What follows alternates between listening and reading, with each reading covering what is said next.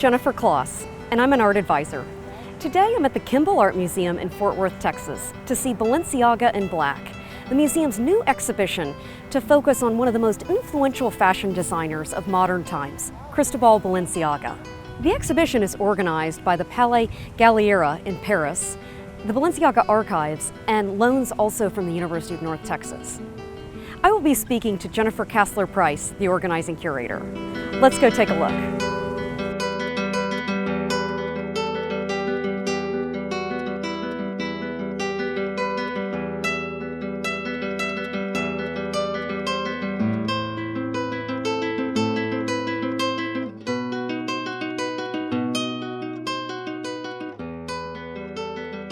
The exhibition looks fantastic. Thank you. And what's most striking to me is the fact that over nearly 100 loans, they are all in black.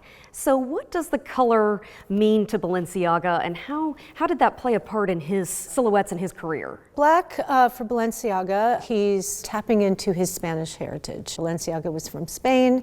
Black is almost kind of the national color of Spain. It's a color of royalty. We associate it with black lace, with the traditional Spanish dress of the mantilla, bullfighter costuming. So black has a lot of connotations in Spanish folklore, also with the Catholic religion. So there's that part of the equation with black.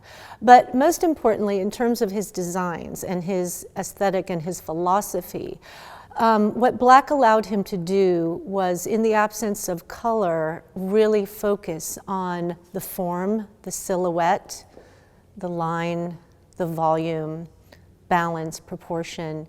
You see all of that in black. It's pure.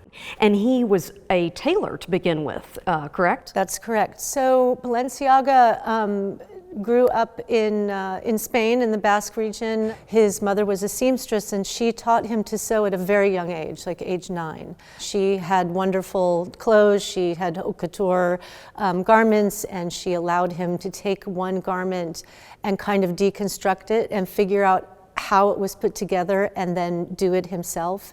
And he did it so well, and she was so impressed that she really kind of became his sponsor. But his skills as a cutter, literally, and a tailor really distinguish him from other fashion designers. Coco Chanel said that he alone, among couturiers, could, cut, sew, assemble, finish a garment. All the rest of us are just designers. And he really could conceptualize from start to finish, from the two-dimensional drawing on the page to the three-dimensional garment, what that finished product was going to be. And are all of these loans examples of haute couture? Yes, they're all haute couture. In the exhibition, primarily the loans are from the Balenciaga Archives in Paris, the Palais Galliera, which is the Museum of Fashion for the City of Paris. Those garments are either the model garments that were made for the fashion runway show that he did in the house, from which the clients would then special order a garment that was made to fit them.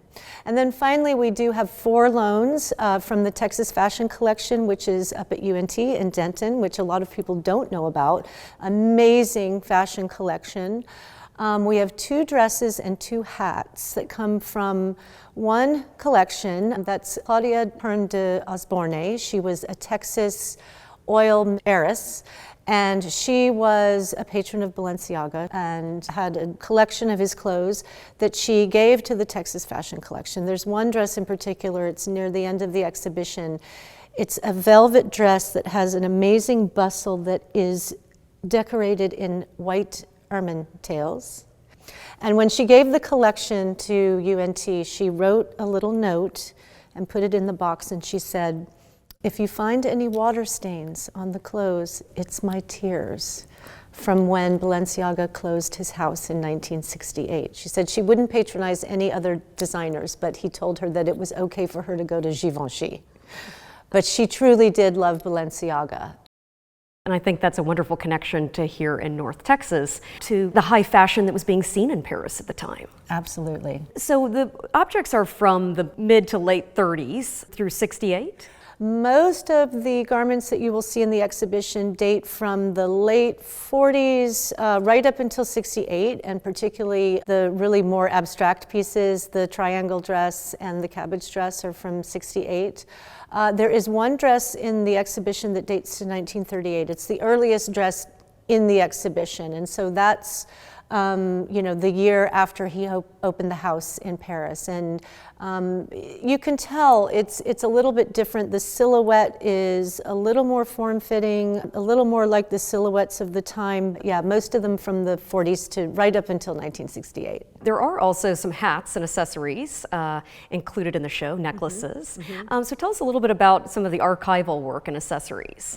For Balenciaga, again, he was hands-on from start to finish. He was an absolute perfectionist. So with the jewelry, he didn't actually design it himself, but he would work with jewelry designers of the period. And the jewelry was meant to embellish the garment without overwhelming it. But the hats, he actually did design in the house. And for him, hats really helped to balance out the outfit. And he really liked the volumes with the hats. So sometimes you'd have an outfit that was a very kind of tall vertical column, and then he'd want a more horizontal hat. There's a hat that's embellished with these birds of paradise feathers. You can imagine it worn with this very slim outfit, or a hat that really kind of has volume to it, and you'd wear it with a dress that had kind of a voluminous skirt. So those two things kind of play off of each other. So very much the accessories were just as important. Well, we are now standing in front of many different objects, so I thought we would just take a look and speak about the evening gown that's right behind us. This is a great dress to talk about because it's a perfect example of something that looks so simple, but it's not, and has many, many layers, some that you see and some that you don't see.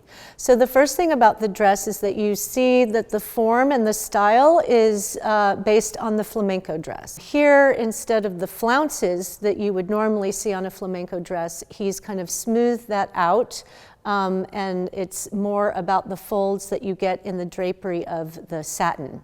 Now, the satin is actually underneath what is a tulle netting, and the little dots that you see are embroidered into the tulle. When you look a little bit under the dress, you can also see that there's tulle under the dress to help give it volume and, bring out that skirt so that when you walked, it kind of, your legs would kick out.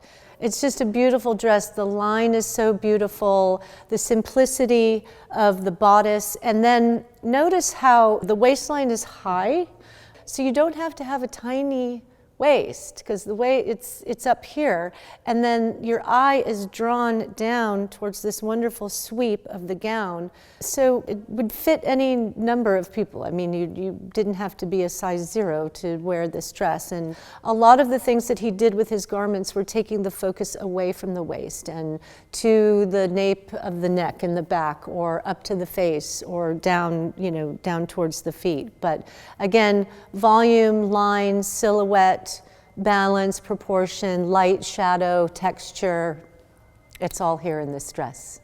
He's really a master of sculpture, really. Absolutely. We're looking at fashion, and we're looking through the lens of fashion history, but we're looking at really an artist here. He is an artist, absolutely. Well, Jennifer, thank you so much for joining me today. Thank you, it's my pleasure. I hope everyone will come to the Kimbell Art Museum in Fort Worth to come check out Balenciaga in Black.